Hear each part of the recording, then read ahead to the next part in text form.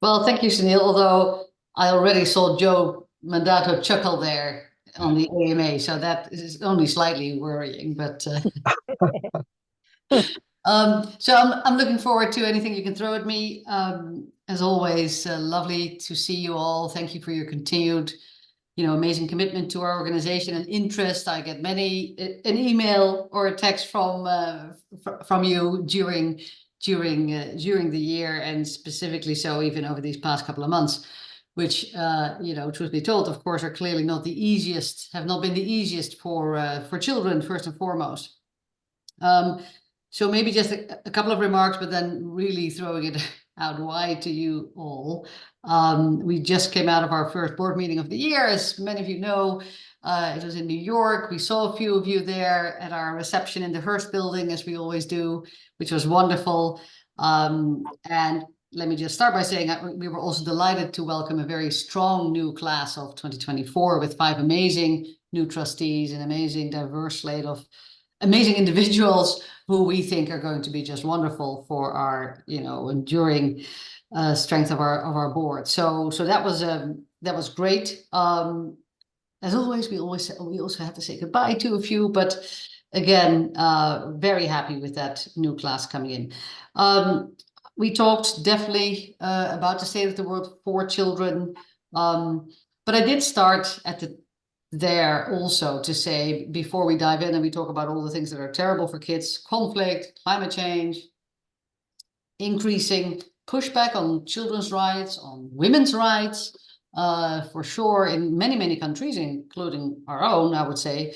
When you step back a little, I think it is still true, even though the last 4 years have been hard, over the last 20 years, progress for children has still been amazing. We have seen halving of child mortality, so children under the age of 5 dying from preventable causes like pneumonia and diarrhea and malaria. On that last one, we last year saw the launch of 2 effective malaria vaccines, which could be a real game changer in the fight against children dying from malaria. We've seen an unbelievable increase, I would say, in official development assistance.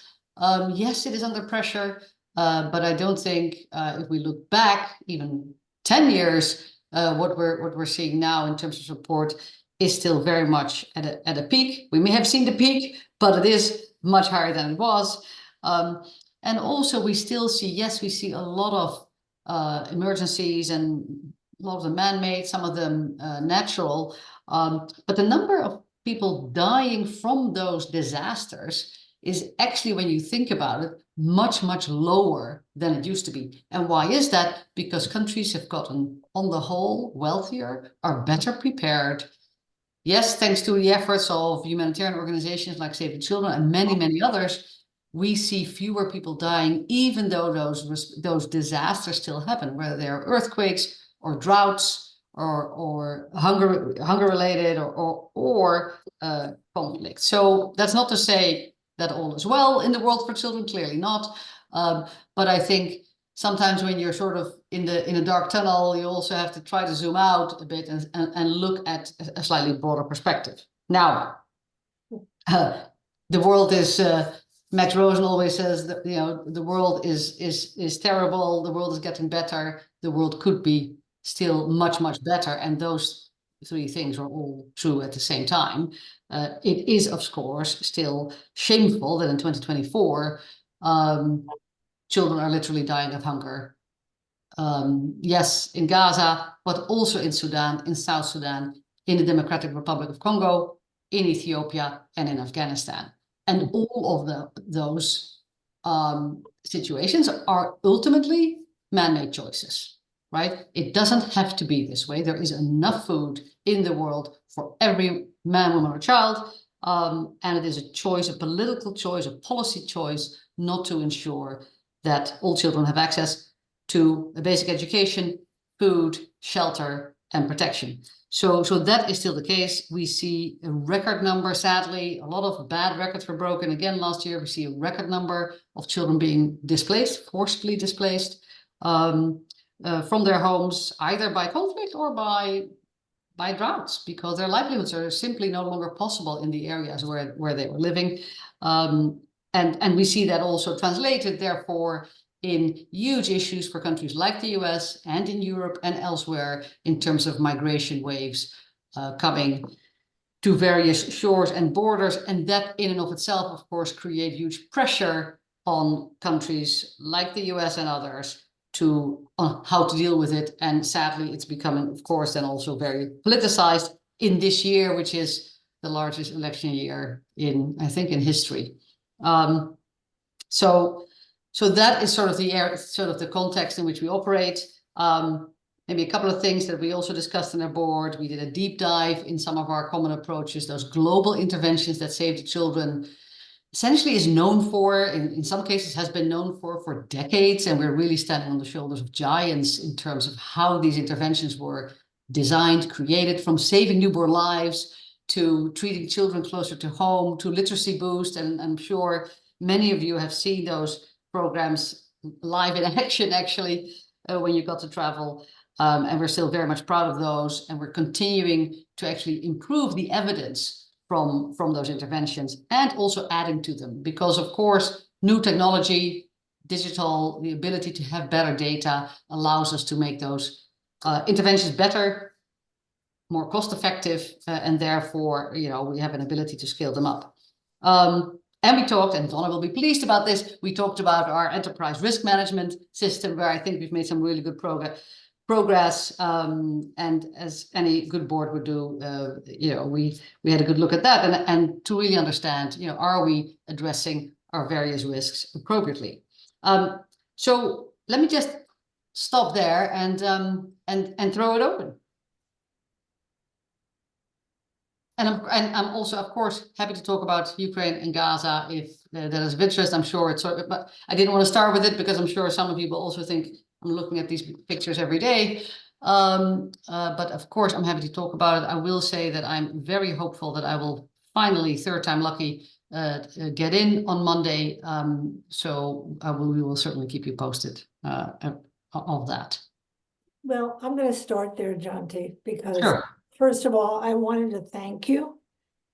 Every time I've seen you on television, I couldn't be more proud that you. Oh, thank you. So really, I think we all should be tremendously proud that you're speaking up and speaking out.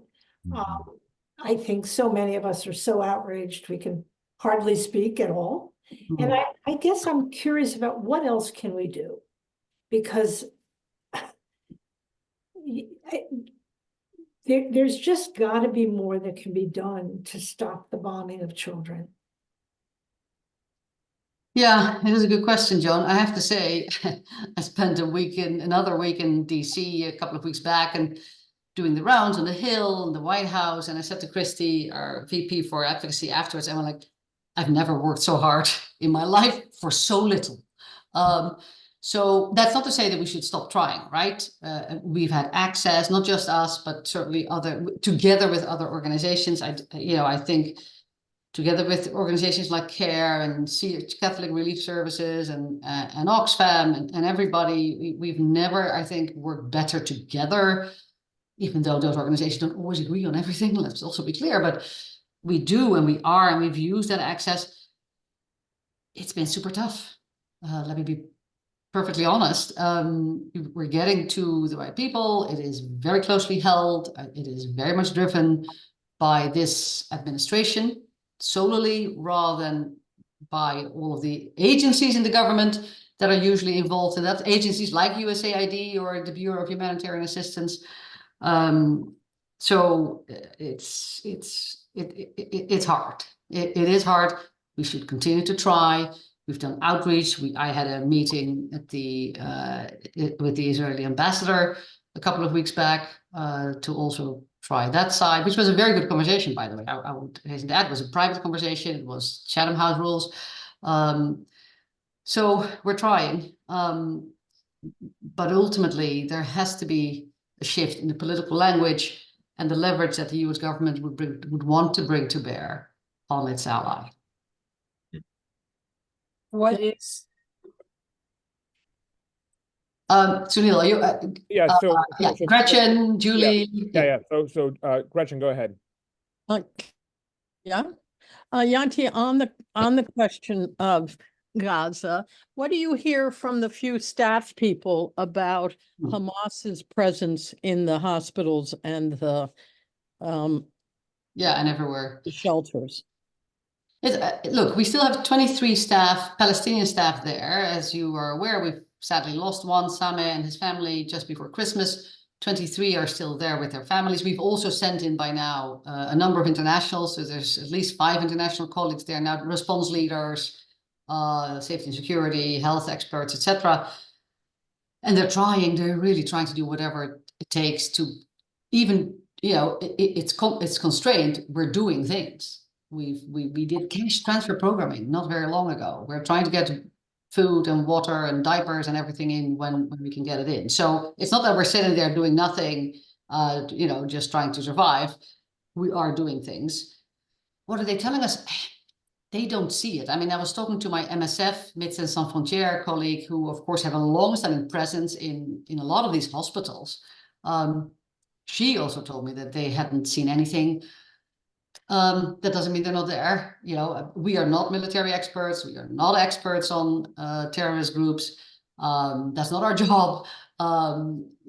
We'd like to just go about our business, take care of kids, whoever they are. But we haven't seen it. Thanks. Julie? What is SAVE's position on the conflict there? That we have called for a while now for an immediate ceasefire. We think that is the only way to get humanitarian assistance to the vulnerable population. We have called for a release of the hostages. We have called for an increase, a vast increase in aid. And it's not just about the trucks and counting the trucks that are coming in, even though that is very important. It is also about being able to actually distribute supplies when you get in, because if it is currently, if fighting is still happening, if bombs are still falling, it is very difficult to actually, find a safe space to even do distributions, because you don't want to bring communities to a place that you can't guarantee will not be hit.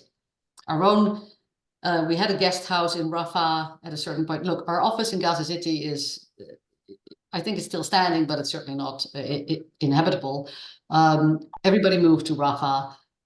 We found a guest house.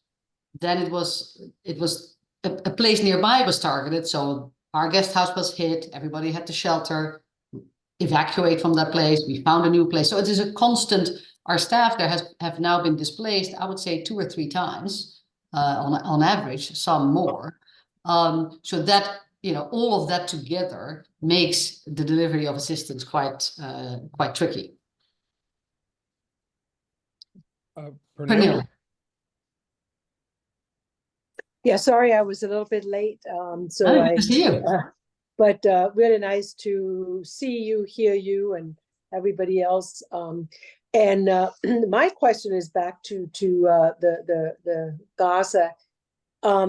First of all, I think it has been quite impressive to see the very consistent messaging I just follow it on Instagram, which has really always been stop the war on children. And so, I have 2 questions, well, actually 1 question and one suggestions, but my suggestion was, if you think about going to Washington and finding out who could help get the ear of maybe the president, it couldn't be any better than Jill Biden, and her experience with Save the Children and the work. So it was just something that hit me when you were talking about going to Washington and getting really somewhere. And I was just wondering, and I know that often she does have influence on certainly some of the ear of the president. So that was the suggestion. The question was, I'm interested to hear, having that very clear point of view of, focusing on the war of children and in an international organization, and how has it been to sort of have that have you had a lot of donors that have been questioning, like, has it been a difficult, I've been there, I know how difficult it is to get everybody to have one message. So I'm just curious about like how that experience has been for you, Janti, in this role. Well, you know better than most, Pernille, how the international organization, that how the movement, you know, what then happens. And this, you know, this is always going to be one of our hardest ones, right? This one and arguably sexual reproductive health rights, you know. So it's, look, it's not been easy, and there's many a conversation with our and of course, look, you know, we've got a huge contingent of staff in the Middle East, not just in the Palestinian territories, but in Jordan and Egypt and Syria and Yemen, that all have very strong opinions about what's happening there, as you can imagine. So it's not just about what do they say in England or in Norway or in Sweden, and No. you know, it is all of that together. So I think, and I sort of braced myself for this when the whole thing kicked off on October 7th. You know, I think we have to stay super focused on our 4 humanitarian principles: neutrality, independence, impartiality, and humanity, and accept that when we go that route, that we will constantly have two sides be mad at you. And that is sort of what's happening, essentially. Yeah. So, and I take that as a good, essentially a bit of a good sign, that we're sort of staying the course on that. Has it sometimes been tough? Yes. I also think, you know, have there sometimes been expressions on social media that have come out of other markets, or sometimes, you know, tweets or whatever that you think, I wouldn't have used that in a US context per se. Yes, there have been. I also said to the team here, let's not get overly concerned about one tweet over here, one tweet over there. And sometimes our Middle Eastern colleagues got upset because we removed things that we didn't think were right.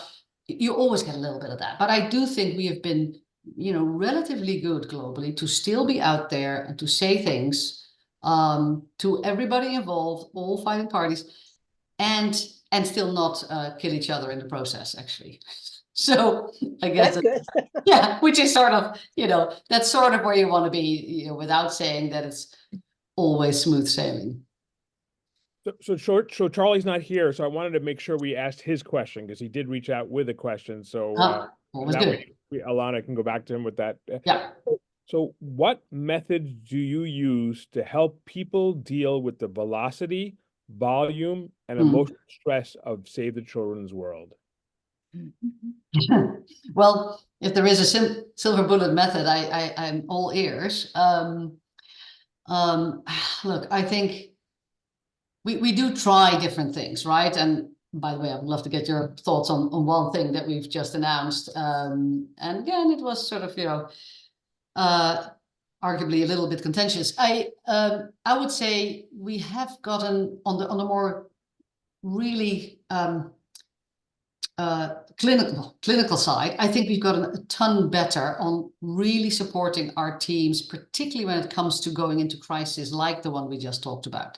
It was interesting. I was about to go in last month and it didn't happen. But before I was going, I had to undergo essentially a psychological evaluation by a psychiatrist to assess whether I was fit to go in, even though I was going in for 3 days, right? And then when you come out, you have another conversation. So that is what we're doing for our staff that are going in certainly for prolonged periods. We're talking 8 weeks, 3 months, etc. So that is for the really sort of extreme, sort of fragile state type of interventions for international staff. For our national staff, which of course do not have the luxury of going in and out, we are really trying to increase access to mental health resources, even if that is online, because clearly in a case like Gaza or sometimes Afghanistan, you have to make do with online resources because you don't have them in country.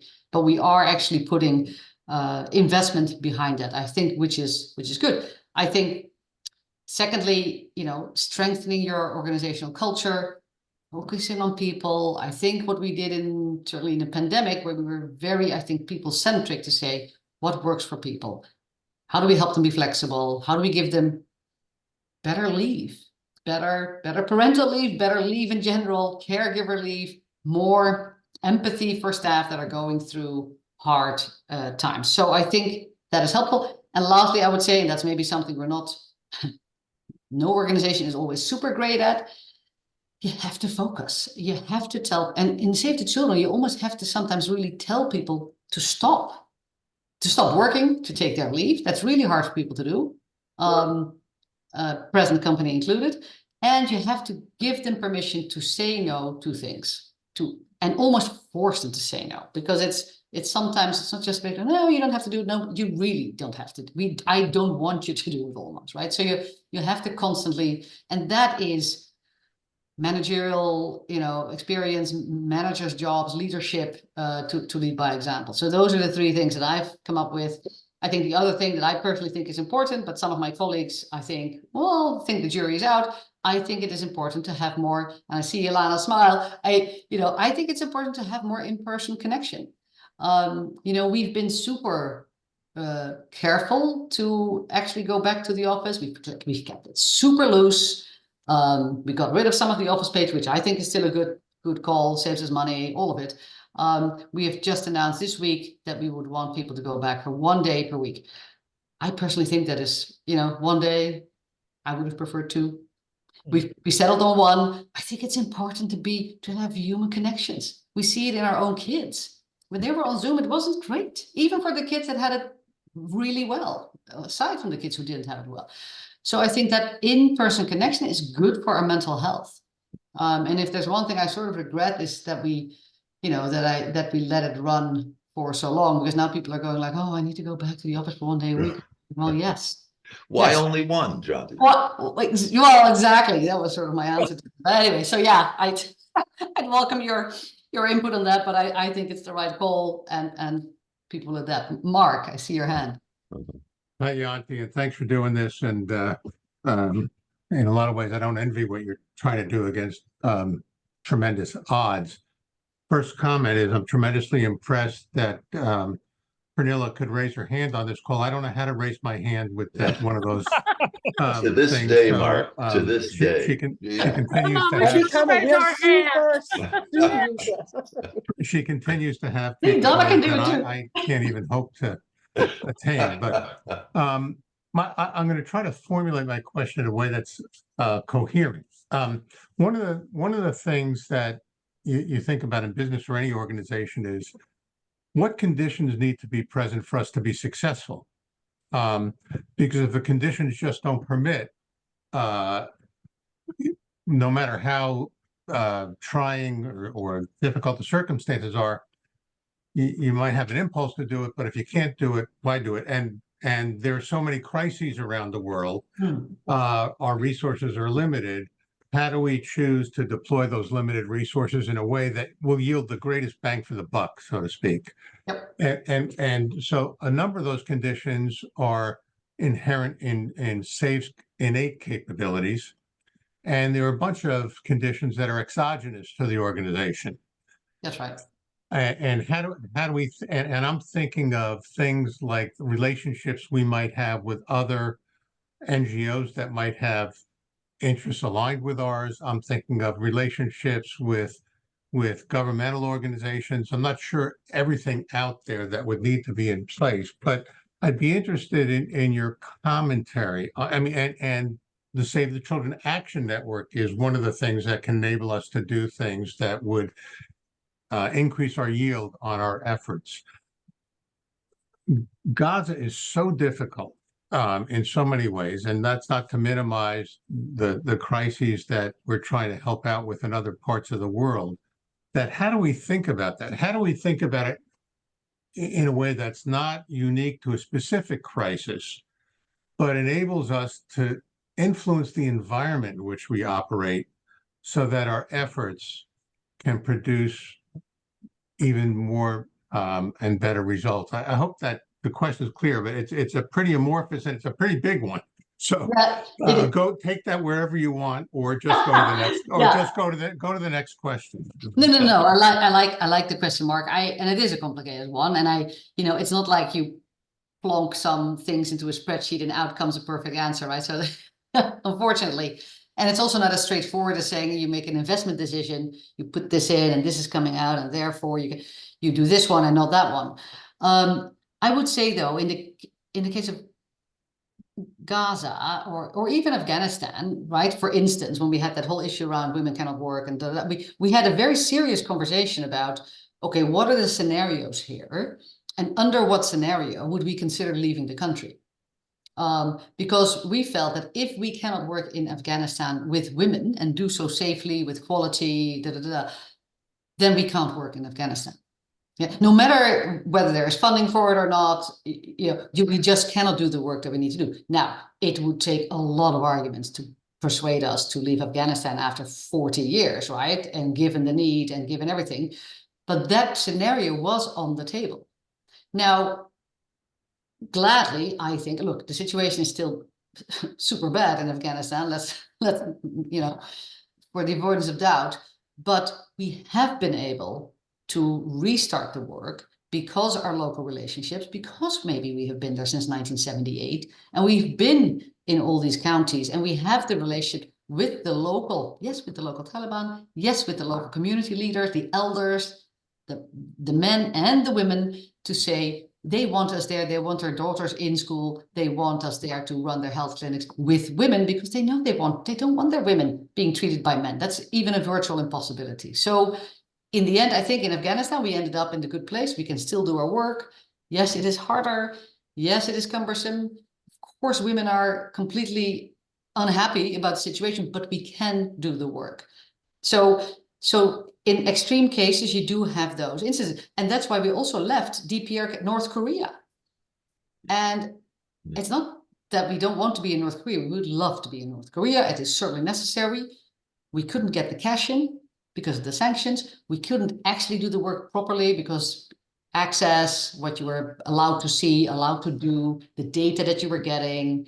We knew we were getting data that wasn't real. You had minders on your shoulder all the time. So it was such a compromised operation that we felt that the best way to do it was to leave.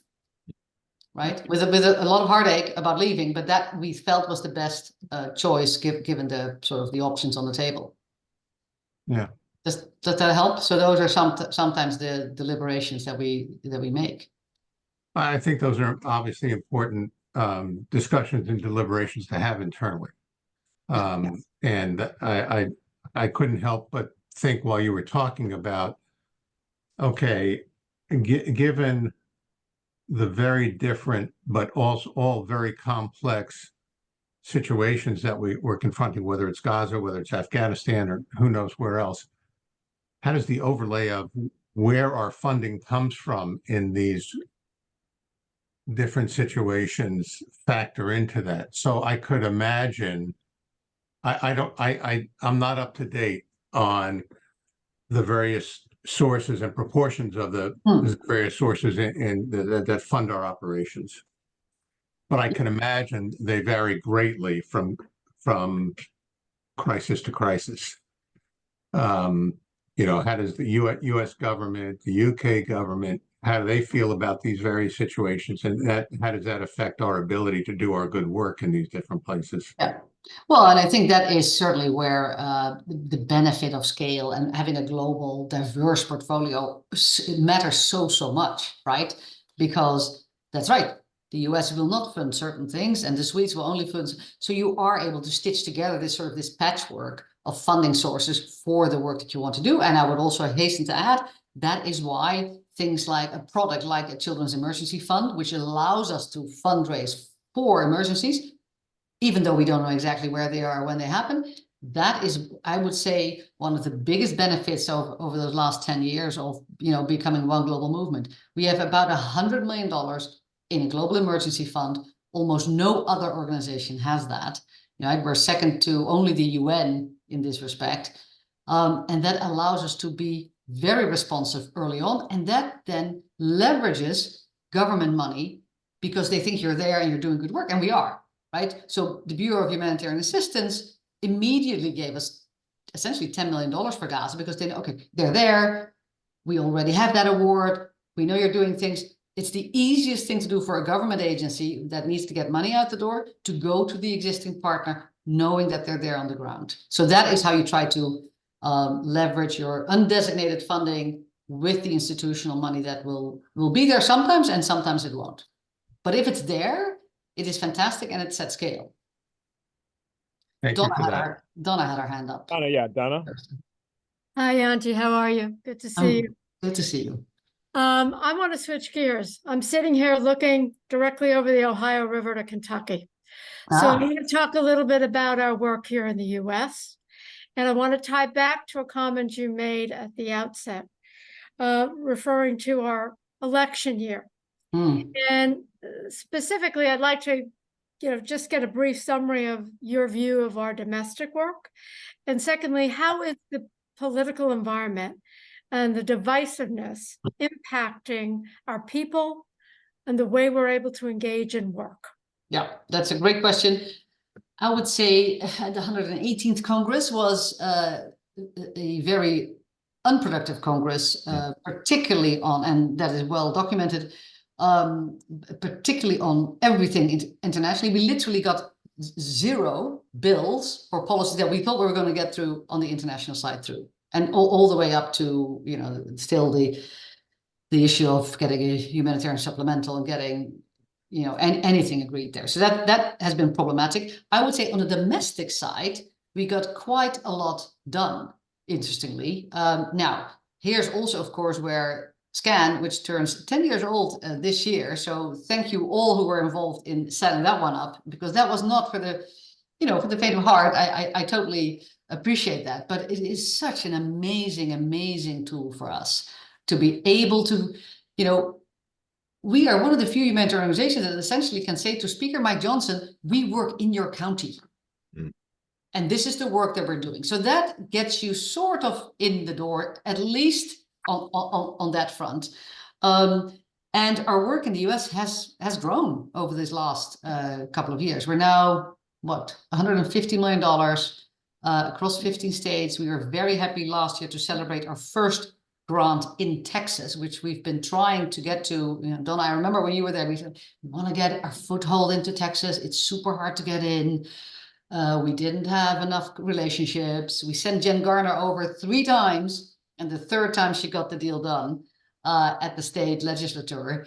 And I think we're getting somewhere in the order of $3 to $5 million from the state of Texas to do work in Eastern Texas, very rural communities. We know the need is there. We know we can do that work, but clearly we want it to be, sustainable. We can't just operate on one source of funding there, or private money that might come in one year and then the other year it won't. So it has to be a multi-year commitment.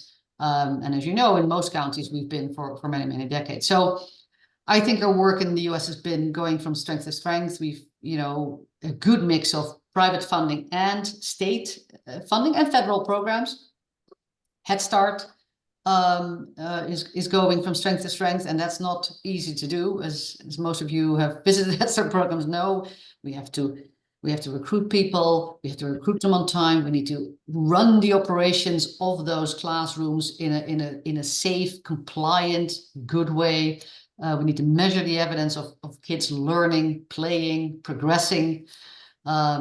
So, I think we've done amazing work there. And actually, back to SCAN, I mean, if you think about what we've been able to do in a state like Colorado, where we don't even have direct programs, but to get ballot initiatives through, resulting in hundreds of millions of dollars for children having access to early childhood education for many years, I would say that is an ROI that is astounding, actually. And it doesn't go through Save the Children's books. It's not our revenue, but it is impact for children through the C4 that I think is just unbelievable. Thank you. Terry, go Terry. ahead. There we go. Yeah, my question is pretty broad, Janti, and it goes back a little bit to your comment, Mark, about context. And it actually is, affects, I think, both the US and internationally. But, traditionally it's been kind of longer term community development, right? And then there's been emergencies, and there's never a total bright line between them, but it's pretty clear. There's less complex issues creating the disaster. And whether we look at the US border now, or whether we look at climate refugees, in many countries. And this is where the question may be kind of incoherent or broad, but what a Save strengths is really that long-term commitment to ongoing partners and trust and community for a long period of time, come whatever may. And now, there's a lot of environmental issues that are actually more like emergencies, and may need short-term help of whatever kind. It might be agricultural crops, it might be movement, it might be, competing tribes. I mean, is there a plan or a move that Save the Children would get a broader scope of how it thinks about refugees, displaced persons, basically climate refugees, that would assist on an emergency basis that may not be able to be long-term, and if not, it just seems like there's a big gap all around the world. And whether, I don't know what's happening in detail in Sudan, so many places, but it almost seems like there's a gap in the world between long-term and then established emergencies, especially caused by natural disasters. Yeah, look, absolutely. And, that mismatch between how these situations get funded has been around for a long, long time, right? The ridiculousness of humanitarian funding, for instance. We're not allowed to sometimes spend humanitarian funding for more permanent solutions, right? So you're not able to use humanitarian funding to build a permanent structure. You can build a tent, you can put up a tent, but you cannot build a permanent structure. So there is some ridiculousness in the system that we've been arguing against for many, many years. My predecessors have done so, and we're doing that. Some of that is just, change is hard. And it's taking, some of that will take a long time. I do think, a lot of the crises that we're now responding to are actually protracted crises, right? Syria has been going for 13 years. And still, they live in host communities mostly. Yes, they live in camps, but the majority of people live in host communities. Mostly in neighboring countries. We see the pictures of people swimming across the Mediterranean. Most of Syrians live in Jordan, Turkey, and Lebanon.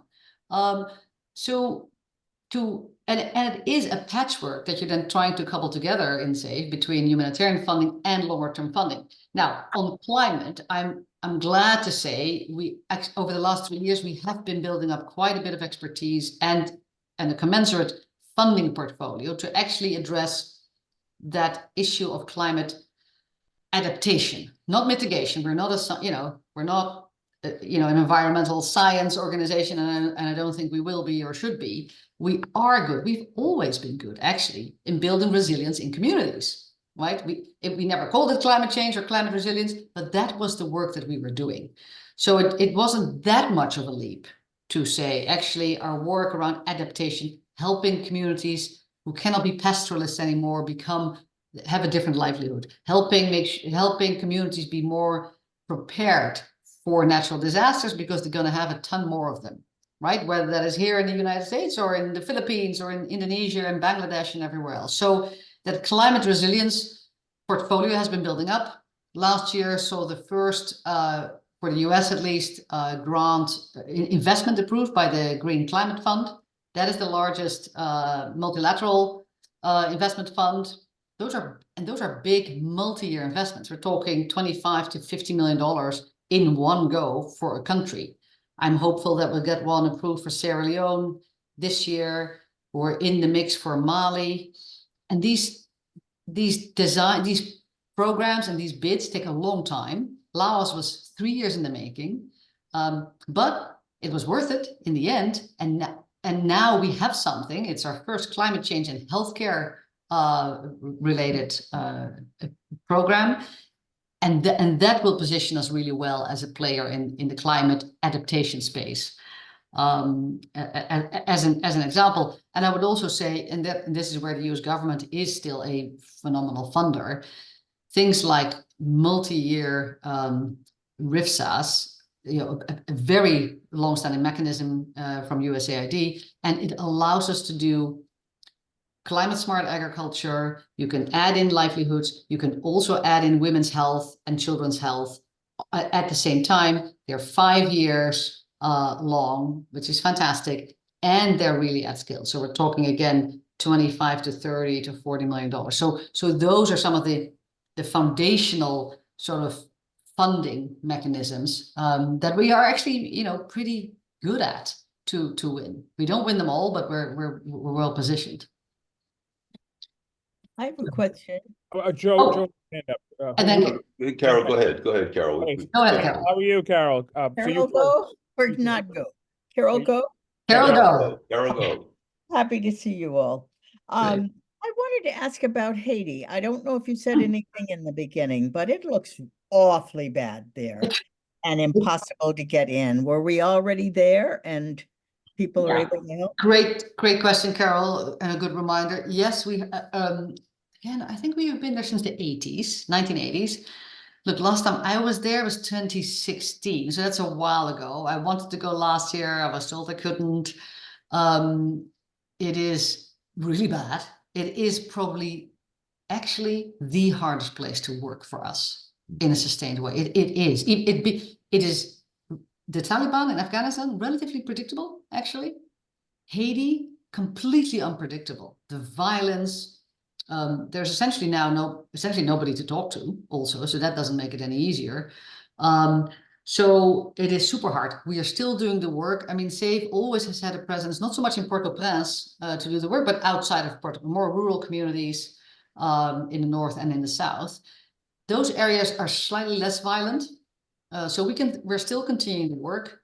We did have to evacuate some of our international staff over the past couple of weeks. They're now sort of hunkering down in Dominican Republic and in Miami. Not ideal. We're hoping to get them back. We have actually strong leadership in country, which is also not always a given in that place. It's been hard to get strong management teams there. So we're doing the work. It is vast. The country is vastly underfunded. And there's also a real international sort of, sigh as to what to do next. It's been just hard. And it's not that there haven't been attempts. The UN has sent people in. The US is interested. When I talk to our counterpart in the Bureau of Humanitarian Assistance, they say Haiti's on the list. We want to fund Haiti. But we have to be able to do the work safely and securely. And that has been just unbelievably hard. Sad. It is. Yeah, it is. It is unbelievable. Do we still have employees there? How many employees do we have? Yeah, we do. I can get you the number. What was our team there? About 100 or so, I think. Wow. Mostly Haitian, as always, right? Mostly national staff, maybe a handful of internationals.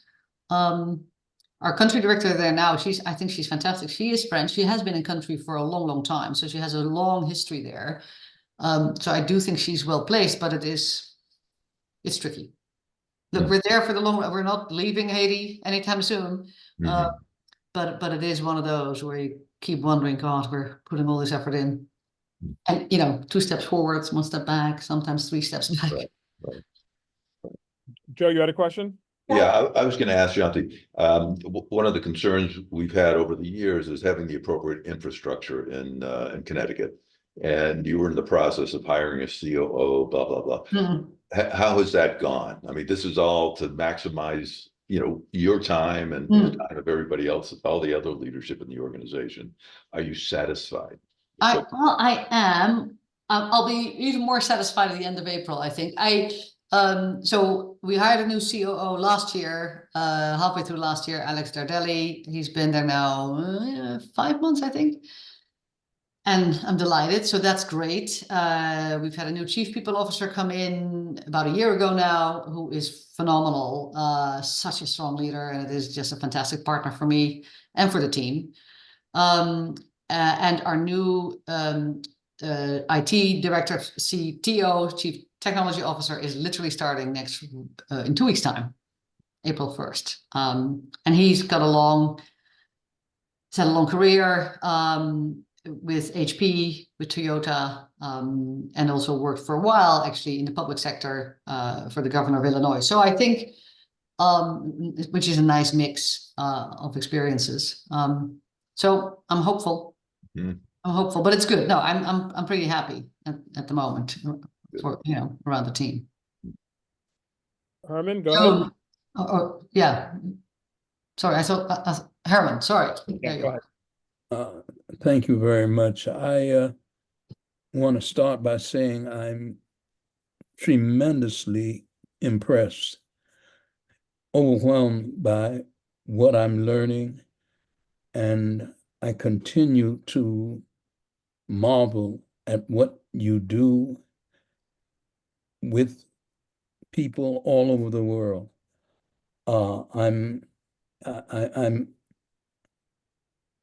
I find it hard to express myself. Please forgive me. But it is out of complete respect and admiration. The concern, not concern, but the question I kind of have comes from looking at recent advertisements on television. First of all, I loved seeing you on MSNBC. My wife and I both, we were just overjoyed. But in these advertisements, I've seen some beautiful young people talking about the situations in their country, in their language, with the subtitles up. I find that very moving. The question I have is, do you as staff or as board ever get a chance to see the other side? What happened after some of these young people reach maturity? And I'm not trying to say that's what you should do. I'm only saying that it seems to me that would be a tremendous boost in interest and confidence. And I just go back to when they had the first famine in Ethiopia many years ago. The gentleman who handled that was someone who came out of Save the Children from early life and had become a successful entrepreneur, administrator. And one of the greatest motivations to me as a board member was to see the consequences of those investments. And I just want to make that observation because I can't go and say anything to my wife if I haven't said that I didn't praise you in front of everybody else. Well, thank you, Herman, to you and your wife. But it's such a good question to raise, and maybe just an anecdote. I was in Kenya last year on a trip. We were actually taking members of Congress with us, Democratic and a Republican member of the House, and I met this Kenyan senator who was actually a connection of our Republican member of Congress. And he came up to me and he went like, "Oh, Save the Children. I love Save the Children. I grew up in a Save the Children. Save the Children put me through school, essentially, in the 1960s, I think." And he was now a member of the Kenyan parliament. He's a senator, actually, in Kenyan parliament. And then he invited us to a sitting of the Senate in Kenya, which was where he stood up and he welcomed, of course, the members of the House of the US Congress, but also gave us an enormous plug for Save the Children. And he mentioned that he had met Princess Anne. Anyway, it was this unbelievably, coincidental, serendipitous meeting where you think, wow, it's just, unbelievable, the impact sometimes that you have. But, and we all hear these stories, right? We have a number of staff working for us who've come through Save the Children programs as children, to your point, Herman, in many countries.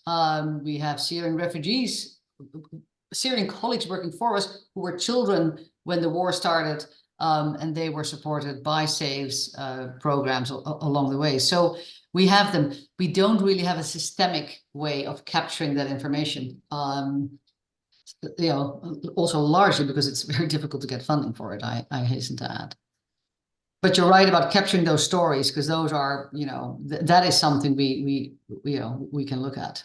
Well, I feel sometimes that I worry that the kinds of things I once did, and I would do again if I were a little bit younger, what the outcomes are. That's all. I want to see the outcomes. And I'm not proposing that as much as saying that, you know, it's always gratifying and stimulating to have that kind of feedback. Yeah, no, absolutely. Mark.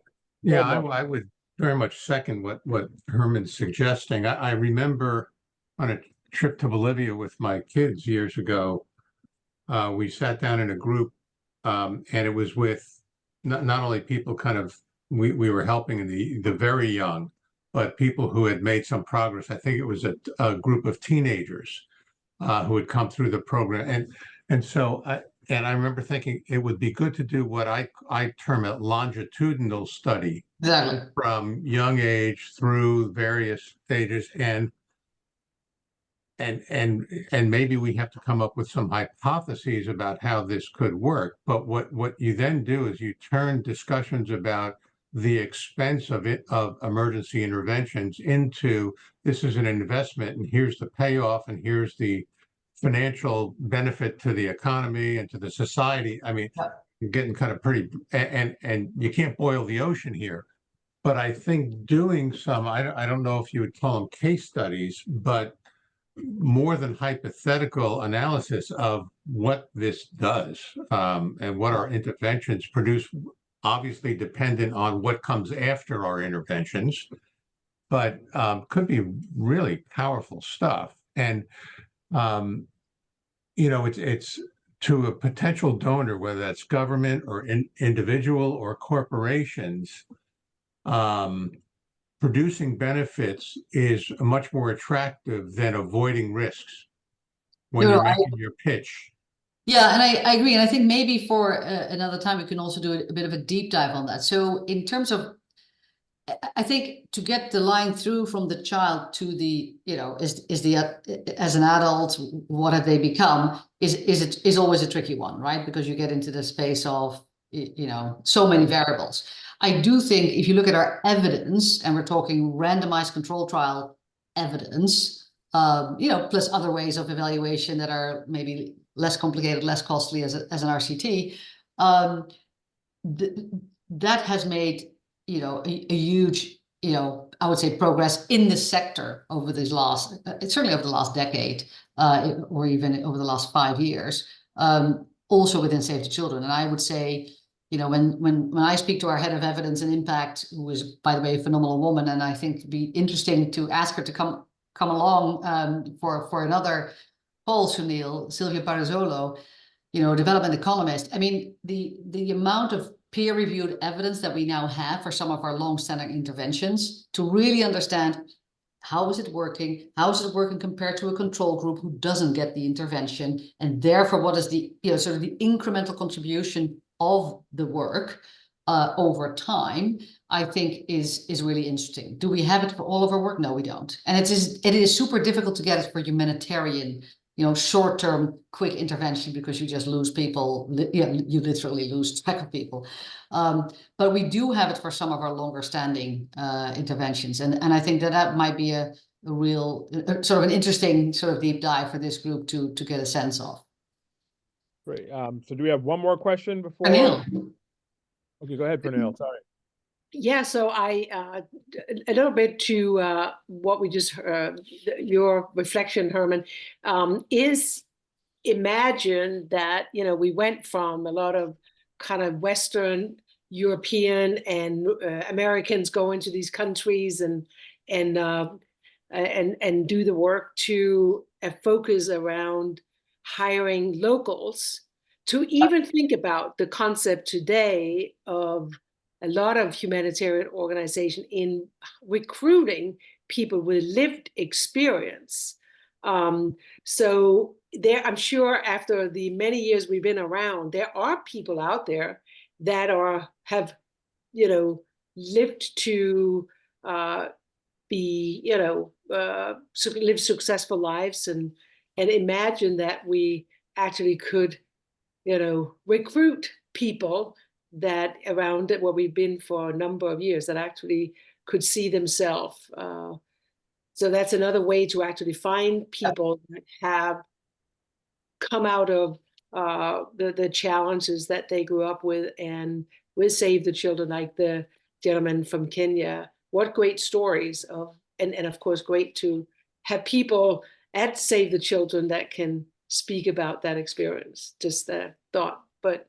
No, I 100% agree, right? And as you recall, Pernille, you're right, where, you know, the majority of people who are now surging into these crises are actually from, maybe not always from the country, but certainly from the region where it happens, right? The Kenyans in East Africa, or the Ugandans in East Africa, or, you know, Bangladeshi to other parts of the world, the Indonesians. It was really heartwarming to see when the Turkey Syria earthquake happened last year, if you recall, around this time.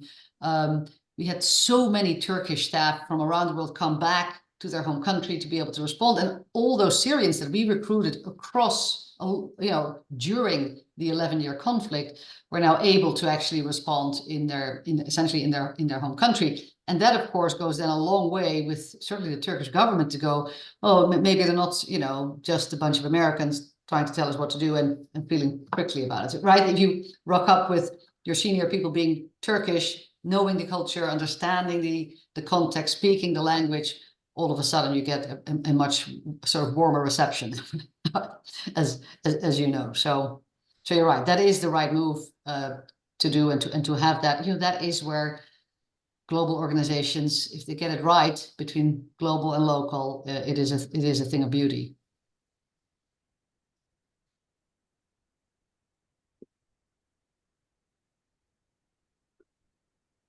Sunil, you're muted. So. Sorry about that. Okay, thank you, Janti, and thank you everyone for participating this evening. Thank you.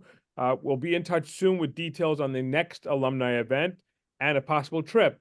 Terry, Joe, and I went on a trip in the fall, so we want to do another one with more alumni.